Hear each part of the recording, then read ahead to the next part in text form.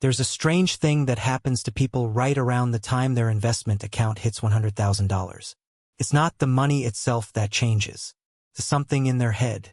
Ask anyone who's been investing for a few years, and most of them will tell you the same story. The first $20,000 felt impossibly slow.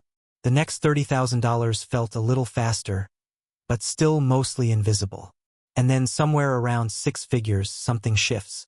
The money starts to feel like it's working, not just sitting there. Warren Buffett once said his first $100,000 was the hardest part of building his fortune. Not because the dollar amount was huge, but because of what had to happen psychologically before the math could take over. So today we're going to break down exactly what happens at $100,000 invested. Not the financial part, that's actually the easy part. We're going to look at the part nobody talks about.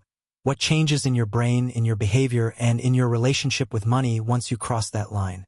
Because here's the truth most people never get told. The first $100,000 is the only part of investing where you're doing almost all the work. After that, the money starts pulling its own weight. And understanding that shift is the difference between people who quit at $20,000 and people who eventually become wealthy. Let's start with the problem. Picture two people. Both start investing $500 a month at the same time. Both pick reasonable investments. Both are disciplined about contributing every single month. For the first 2 years, their account balances look almost identical to someone glancing at a bank statement. Slow, unexciting, maybe $13,000, then $14,000. The kind of progress that feels like watching grass grow. One of these people gets discouraged. They look at their account, compare it to a coworker who just bought a new car, or a friend posting vacation photos, and they think, this investing thing isn't really doing much for me. So they stop contributing. Maybe they cash out to pay for something urgent or just lose motivation and let it sit. The other person keeps going. Same boring $500 a month. Same unglamorous progress. Nothing dramatic happens to them either, at least not yet. This is the part of the story most finance content skips, because it's not exciting. But it's the most important part. The early years of investing are almost entirely about your behavior, not your returns. If you have $5,000 invested and it grows by 8% in a year, that's $400. You could have earned more than that from a part-time job or a small raise. So the temptation to think, why bother, is completely understandable. This is where psychology, not math, decides who eventually becomes wealthy. There's a concept in behavioral economics called present bias.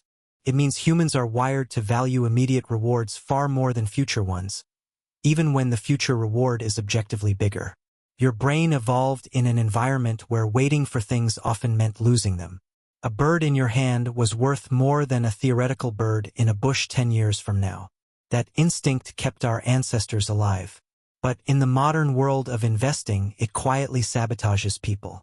It tells you the iPhone upgrade today matters more than the index fund 15 years from now, even though the math says the opposite. So the first real obstacle on the road to $100,000 has nothing to do with picking the right stocks. It's surviving the boring middle, the part where progress feels too slow to be believable. Here's where it gets interesting. Let's talk about why $100,000 specifically tends to be the moment things feel different. Imagine you have a small snowball at the top of a hill. When it's small, you have to push it. Every bit of motion comes from your effort. That's the early stage of investing. Your contributions are doing almost all the work, and the growth from interest is tiny because the base amount is tiny. Now imagine that snowball has grown bigger, heavier, picking up more snow with every rotation. At some point, you don't need to push it as hard. Gravity and momentum start doing more of the work than your hand does. Money behaves the same way through something called compound growth. Compound growth simply means your money earns returns, and then those returns start earning their own returns too.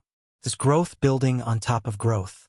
Let's make this concrete with simple numbers, nothing complicated.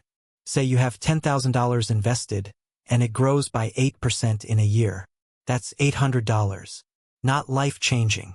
Now say you have $100,000 invested, and it grows by that same 8%. That's $8,000. In many cities, that's close to several months of rent, generated without you lifting a finger. Notice something important here. The percentage didn't change. Your effort didn't change. Your investing knowledge didn't even need to improve. The only thing that changed was the size of the snowball. This is why $100,000 feels different to people, not because of some magic financial rule, but because the dollar impact of growth finally becomes large enough to notice in everyday life. There's a popular saying among investors: the first $100,000 is a bitch. Sounds blunt, but it captures something real. Up until that point, you are the primary engine of growth. Your paycheck, your discipline, your monthly contributions, that's what's building the account. The market's contribution is still small because the base is small. But once you cross into six figures, the math starts changing the equation in your favor. Even modest returns produce dollar amounts that start to rival or exceed your own monthly contributions. The money begins contributing as much or more than you do. This doesn't mean people stop needing to invest more. It means the nature of the game shifts from, I am building this almost entirely myself, to, I am now a partner with my own money, and it's starting to pull its own weight. Here's where the deeper insight comes in, and it has nothing to do with spreadsheets. When people cross $100,000, something interesting happens to their identity.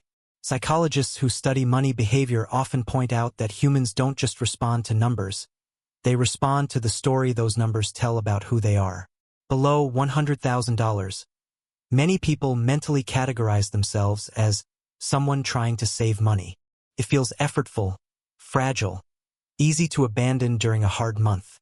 But once the number crosses into six figures, something shifts in self-perception. People start to think of themselves as an investor, not just someone occasionally putting money aside. The identity changes from saver to builder. This matters more than it sounds like it should, because behavior follows identity. Someone who sees themselves as a person who saves when they can will easily skip a month of investing when money feels tight. But someone who sees themselves as an investor treats their contribution the way they treat rent or a phone bill, something that simply gets paid every month, no negotiation. There's also a confidence effect. Reaching $100,000 gives people proof, real, tangible proof, that the slow, boring strategy actually works.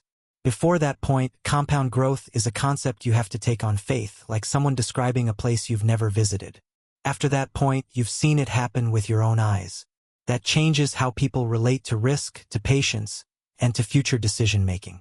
This is also why financial educators love this number as a teaching moment.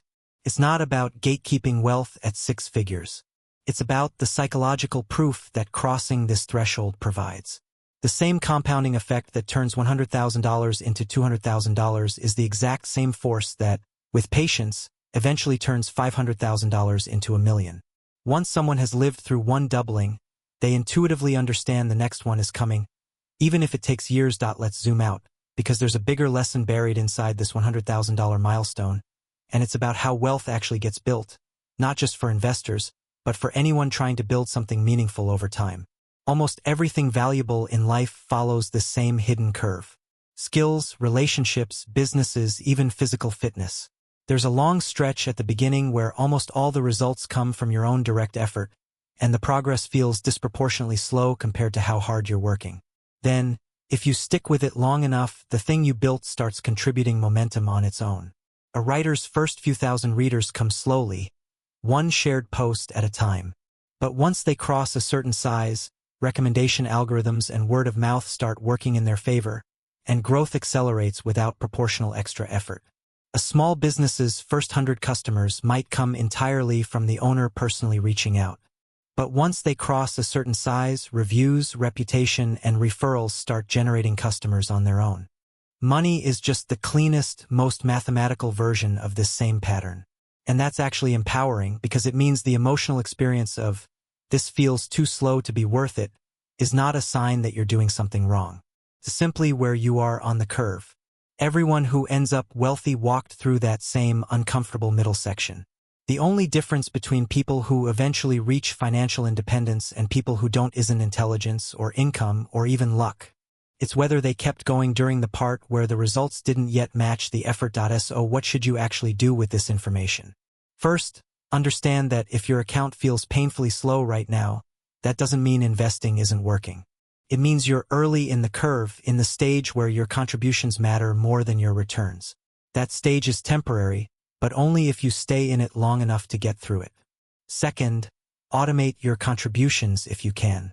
Since identity and consistency matter more than perfect stock picking in these early years, removing the decision entirely, having money invested automatically before you even see it, protects you from the moments when present bias tempts you to skip a month.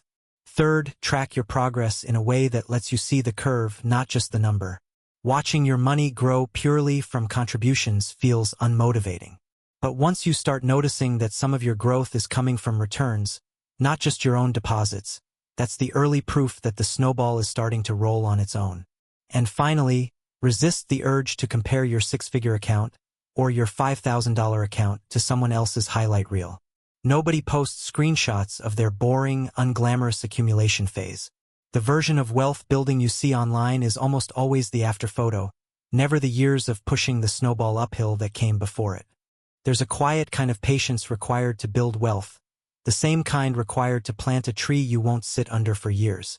The first $100,000 isn't difficult because the math is hard. It's difficult because it asks you to trust a process before you have any proof that the process works. It asks you to keep pushing the snowball when it still feels too small and too slow to matter. But somewhere on the other side of that effort, the snowball gets heavy enough to start rolling on its own. And once that happens, you're no longer just saving money. You're watching money work for you the way it was always supposed to.